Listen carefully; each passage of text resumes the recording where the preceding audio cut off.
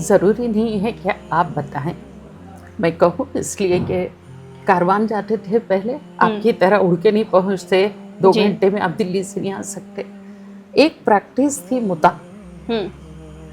फिर उस पर एक बड़ी बहस हो जाएगी।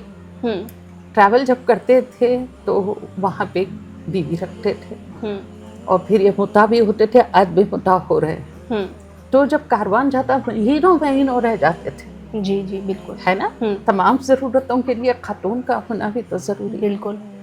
तो इसमें कोई वो नहीं है कि पता चलता भी, कईयों किस्से हिकायतें हैं जहाँ पे पहली बीवी के बच्चे पता चलता है, ये बीवी को जब इनका इंतकाल होता है तो उनको बाज़ाब्ता जायदाद में से हक दिया गया है। एक्सेप्ट करते थे उस वक्त, ऐसी नहीं थी कि और उस ज़माने की बात की इजाज़त लिए तो दे भी देते थे होंगे, ऐसी बात नहीं थी।